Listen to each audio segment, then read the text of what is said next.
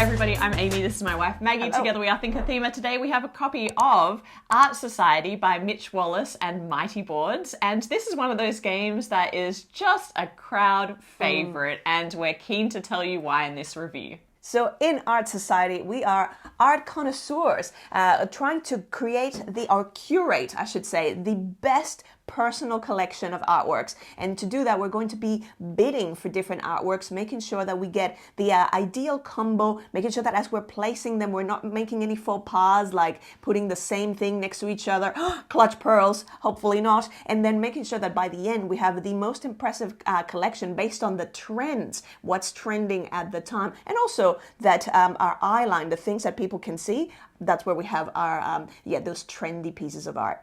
Now, in Art Society, 2 to 4 players are going to have their own personal player board that represents their wall. And what do you want to do? Well, you want to fill it up with gorgeous pieces of art as best as possible. Now, there are 4 different types of art. The 4 categories are still life, landscapes, portraiture, and also cityscapes. And they are going to vary in value at the end of the game. So what you're doing on your turn is everybody actually has a pile of little auction paddles. And at the beginning of the game, everyone gets randomly dealt one of these white starter paddles. And when they are revealed, that's going to dictate the turn order for the first round. And then from then on, first player is just going to simply move around clockwise. If you are the lead player, you are going to be choosing the paintings that are going to be up for auction that round. And the way that works is you're going to be pulling different sized paintings out of the box, which has this wonderful insert in it to keep everything organized. And you're going to be choosing the size and value of those paintings. So for example, I could pull out one of each of these, and it's always going to be the number of players plus 1, so that there'll be a painting left over at the end of the bidding. We reveal what these paintings are once I've selected the sizes, and now Maggie and I have the choice of bidding for these 3 paintings that are available. So in secret, everybody simultaneously chooses a paddle that represents their bid, noting that as soon as you've used that value, it is out of the game, and you are only going to be able to use each paddle once. They vary in value from 1 to 20, so you want to save your 20 for when there's a painting that you just must have. Now, everybody is going to select their paddle and reveal simultaneously. So I've bid 14 and Maggie's bid 4, and now I get first pick of the paintings that are available. Now, what am I thinking about when I'm choosing my painting? The first thing is that you really want to group like frames together. If you group like frames together, you're going to get bonuses in the form of these different little accessories that go on your wall.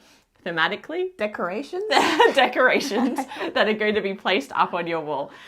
So the first thing I might look at is, hey, this one has the same frame, and I want to put it next to this frame of the same type, because for every frame type it's touching, you get 1 shield worth of accessory. The more frames that it's touching, the bigger that extra decoration is going to be and fill up more gaps on your board. However, this would be an illegal move for me because these 2 are both portraits, and we don't want to commit a faux pas and put 2 of the same type of painting together. So perhaps I take this one instead and place it here, which would be a perfectly legal move. It just doesn't generate me any bonuses. Maggie might then take this painting, connect it here, and because she's connecting like frames, she would get 1 decoration, which she can either place right now, or as always, your assistant on your board can hold 1 spare painting so that you can place it later in the game. Now, what happens to the remaining painting? Well, we flip over its value. So this was a 5, and it's going to be placed in the museum. So this portraiture is going to go here in the museum, and 5 is going to be added to the total value of that type of painting.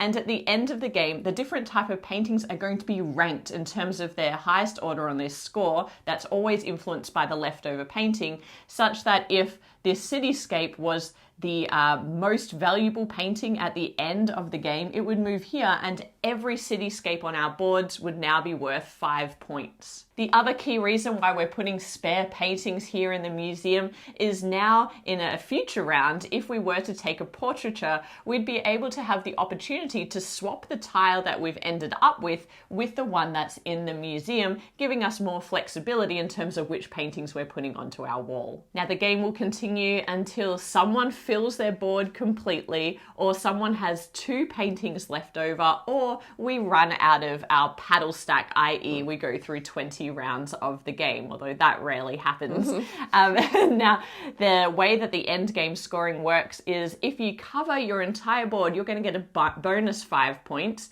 Then we're going to multiply out all of our paintings by their value dictated by the type of painting. You're also going to lose points if you had any paintings that weren't able to be placed on your board. They're worth -2 victory points, as well as losing points if you haven't been able to cover the corners of your board. So the corners are also worth -2 victory points. Finally, we tally up all of the shields that are on the decorations of the board, and I should have said earlier that everything needs to be adjacent to something previously placed, but we'll add up the shields and we get that amount in bonus victory points as well. So that's a very brief overview of how the game works. It's not super heavy as you can tell, but let's talk about how we felt about playing it. So the first thing I want to say about this game is the aesthetic hits you in a really, really good way as soon as you pick up even just the box. Even the box. It's like a double layered box. Yes. So there's actually the double layered. So all of the different elements. There were so many different artists who were commissioned to do all of the artwork, which I believe every single piece of artwork is unique. All original. Unique artwork. So and even on the cover, you have a faux pas. So you have like the 2 portraits and they're kind of looking away from one another of like, don't do this like this. And so the actual, and also by the end of it, the beautiful wall that you create is so satisfying. So satisfying. It really feels like that eclectic wall in this like art collector's house, where it's like, and this is in the drawing room, so this is where you sit down, and this is essentially the living room, and you're having your cup of tea and you're admiring and going, oh yes, I got that piece from blah blah blah. So I absolutely love that. The attention to detail in this game is great as well. One of my favorite things I discovered is these little decorations that go on your wall, and they all have a little shelf underneath them. So they're not just decorations that are sitting there, not affixed to the wall. They're actually all attached, and it creates this like really beautiful picture. I also really like that on the player boards, there's a slight raised bump for every little notch on your wall that helps you work out the sizes for each of these paintings. So this painting has 2 notches, so I can very easily see that it will sit here and have 2 of these little bumps in the center of it. So it's both practical and aesthetic, because the little bumps on the wall are actually the little symbol that relates to each of the players. So mine are tiny little cupcakes, and Maggie's are tiny little trumpet horn things, which is really, really cute. Yeah. And speaking of practicalities and beauty, I really love the box as well, because it does a really great job of being ready to play, because you can see here with this felt inlay. It's so beautiful and satisfying. Yeah, it's so nice that it's felt. It doesn't need to be, but it's lovely with the aesthetic. And then it just holds every category of painting in here so neatly and so randomized. You shuffle them and put them back into the box, and then next time you play, it's going to be easy to get to the table. So it's beautiful, and that's going to get a lot of people to probably pick up this game without even knowing how it plays. Honestly, it is that gorgeous. But once you do play this game, it is surprisingly satisfying. There are some great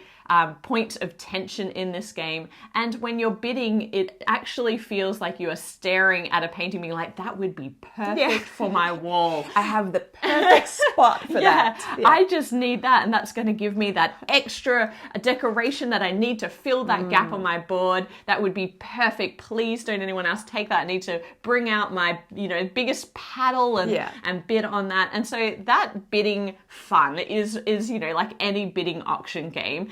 it's really thematic and really really tension filled, but also the fact that these are little paddles are just so fun. So everyone holding up their bidding paddle. I should also note that because we all have the same set of paddles, when there's a tie, what happens is we look at the last played paddle and that will break the tie. So that's a little nice add in that's very easy to monitor in terms of who's breaking ties. I also love with the puzzle, it's not just as simple as, that's going to complete that little spot perfectly, fill in that spot. It's like you also have that tension of, particularly as this builds up more and more, is it going to create a faux pas? Is it going to be touching another of the same type? But also, with those frames going, I love that frame. That frame is going to give me so many of these decor shields.